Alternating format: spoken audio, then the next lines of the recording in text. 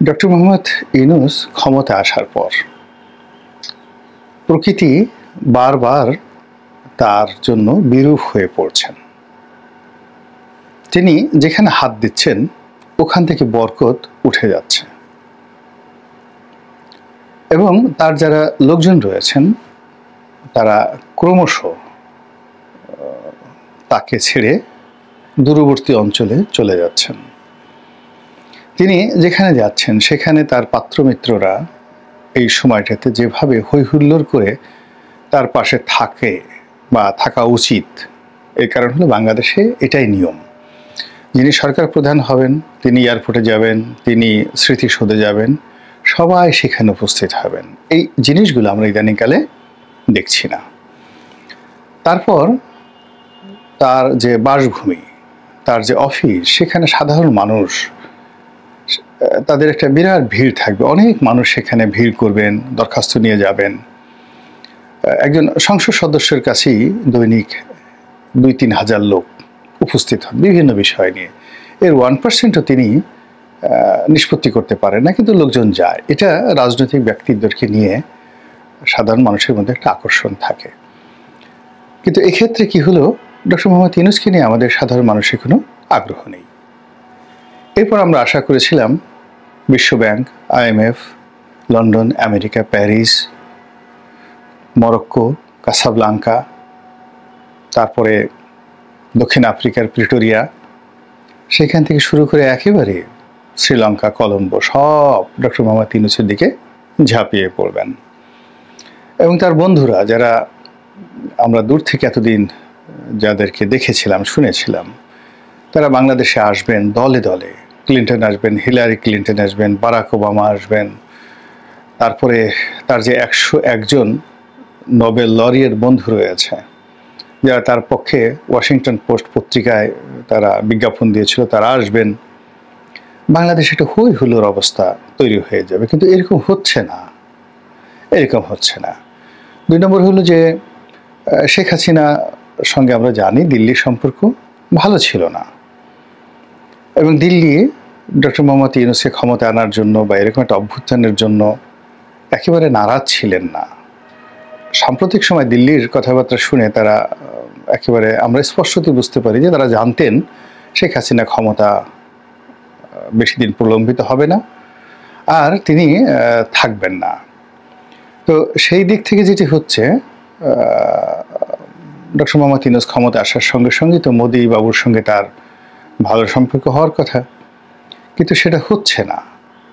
প্রথমে ডক্টর মোহাম্মদ ইউনূস চাইলেন যে দিল্লিকে অস্বীকার করি বা দিল্লির চোখে চোখ রেখে দেখি ইখতিয়ার উদ্দিন মোহাম্মদ বিন বখতিয়ার খলজি, না উনি তো দিল্লির অধীন ছিলেন, সেটা নয়, কি হতে পারে ঈশা খা, মুসা খা, তারপর ফখরুদ্দিন মুবারক শাহ, গিয়াসউদ্দিন আজম শাহ, তারপর শশাঙ্ক, হর্ষবর্ধন, মুর্শিদ কুলি খান, এ সকল মহামানবেরা সবসময় দিল্লিকে টেক্কা দিয়ে ছলে বলে কৌশলে তারা বাংলার স্বাধীনতা এবং সার্বভৌমত্ব অক্ষুণ্ণ রেখেছিলেন এবং বাংলাদেশকে উন্নতির স্বর্ণশিখরে তারা নিয়ে গিয়েছিলেন, এবং ইতিহাসের একটা মানে জাজল্যমান তারকাতে পরিণত হয়ে আছেন তারা এখন অবধি। তো এই তালিকাতে ডক্টর মোহাম্মদ ইউনূস অন্তর্ভুক্ত হবেন।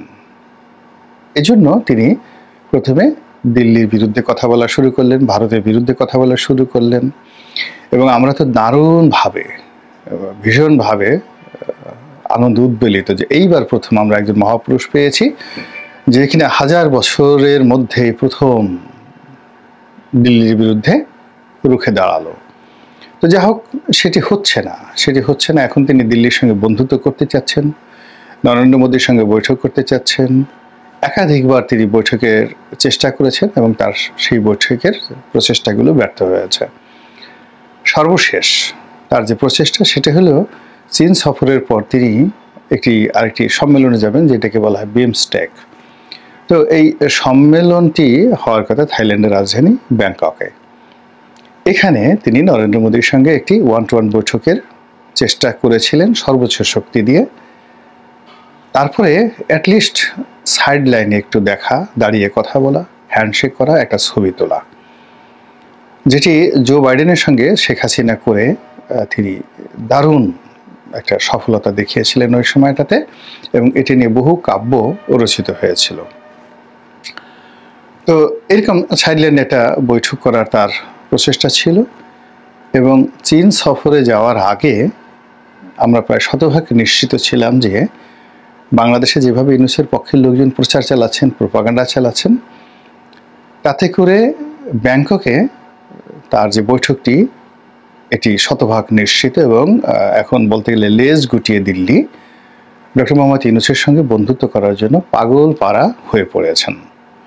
এই কারণ হলো বাংলাদেশের ব্যবসায়ীদের ছাড়া ভারতে চলছে না, বাংলাদেশে তারা পেঁয়াজ রপ্তানি করতে পারছে না, আলু রপ্তানি করতে পারছে না, তুলা রপ্তানি করতে পারছে না।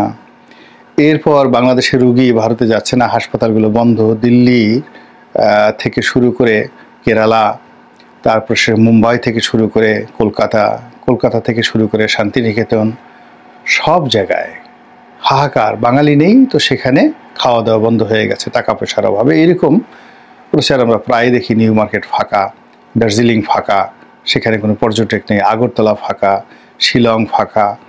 তো এই অবস্থাতে মিস্টার নরেন্দ্র মোদী সঙ্গত কারণেই ডক্টর মোহাম্মদ ইউনূসের সঙ্গে আতাত করবেন এবং তার সঙ্গে আনুগত্য দেখাবেন। আমরা যারা সাধারণ চিন্তার মানুষ, ইউনূসের ডক্টর মোহাম্মদ ইউনূসের যারা সুয়ার্থী, তাদের নানা রকম প্রচার এবং প্রোপাগান্ডায় আমরা রীতিমতো আবেগে আপ্লুত যে না হোক, অসুবিধা নেই। শেখ হাসিনাকে তারা ইতিমধ্যে খরচের খাতায় ফেলে দিয়েছে, এখন শেখ হাসিনাকে তারা হয়তো তৃতীয় দেশে পাঠিয়ে দেবে, অথবা এমন আছে তারা বিষ প্রয়োগ করে ইঞ্জেকশন দিয়ে শেখ হাসিনাকে মেরেও ফেলতে পারে, আবার তারা বাংলাদেশের কাছে হস্তান্তর করতে পারে। এই জন্য আওয়ামী লীগের চিন্তায় আওয়ামী লীগের লোকজনের ঘুম হারাম হয়ে গিয়েছিল, এবং যারা কলকাতা দিল্লিতে বিভিন্ন জায়গাতে পালিয়ে আছেন আওয়ামী লীগের শত শত নেতাকর্মী, তাদের অনেকের রীতিমতো ডায়রিয়া হয়ে গিয়েছিল যে কি হবে যদি আপাই বেঁচে না থাকে, আর ডক্টর মোহাম্মদ ইউনূসের সঙ্গে যদি নরেন্দ্র মোদীর বন্ধুত্ব হয়ে যায় তাহলে আমাদের কি হবে। আমাদেরকে যদি প্রত্যাবর্তন করা হয় তাহলে তো বেনাপোল সীমান্ত দিয়ে যদি হাতকড়া পরিয়ে আনা হয়, সীমান্তের মধ্যেই তো লাঠিগুঁতো শুরু হয়ে যাবে, এবং এত লাঠিগুঁতো সেটা সীমান্ত থেকে আসবে, তারপরে সেখান থেকে আবার থানায় আনবে, থানায় আনার পর সেখান থেকে আবার চালান দিবে, কোর্টে যাবে, কোর্টে আর এক দফা লাঠিগুঁতো, সেখান থেকে আবার কত কিছু। এখন তো জেল হাজতের মধ্যেও মুস্তাকের জামানাতে যা হতো, জেল হাজতের মধ্যে এরকম নাকি হচ্ছে।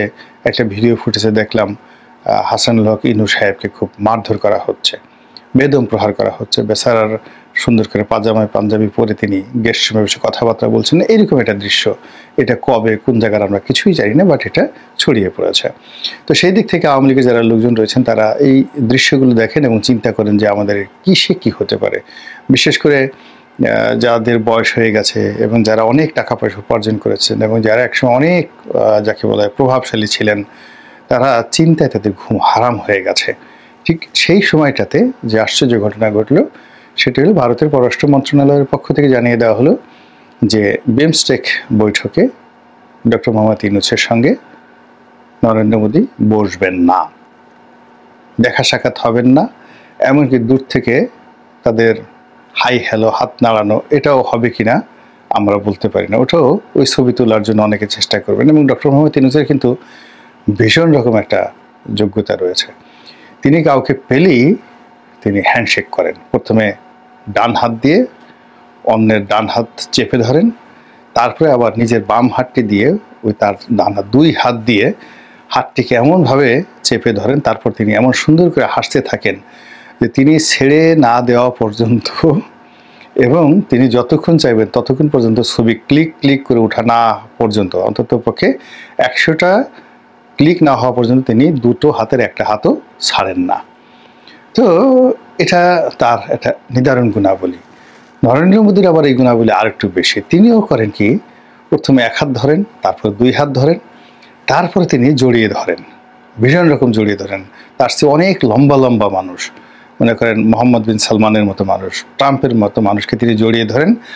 আর নরেন্দ্র মোদী যেহেতু একটু খাটো, জড়িয়ে ধরার পর কি হচ্ছে, এদের বুকে সাবানা বা কবরী যেভাবে ধরেন ওয়াসিম, চিত্রনায়ক ওয়াসিম অনেক লম্বা, তাদের মানে তাদের যে আলিঙ্গন দৃশ্য, সেই আলিঙ্গন দৃশ্যে যেভাবে তারা তাদের যে মস্তক, তাদের যে অধর যেভাবে নায়কের বক্ষে সমর্পণ করেন, এবং সেখানে যে ধরনের একটা রসায়ন তৈরি হয় পৃথিবীর লম্বা লম্বা মানুষগুলোর সঙ্গে, রাষ্ট্রনায়কদের সঙ্গে নরেন্দ্র মোদী এইভাবে কুলাকুলি করে ওইরকম একটা রসায়ন সেখানে তিনি তৈরি করে ফেলেন।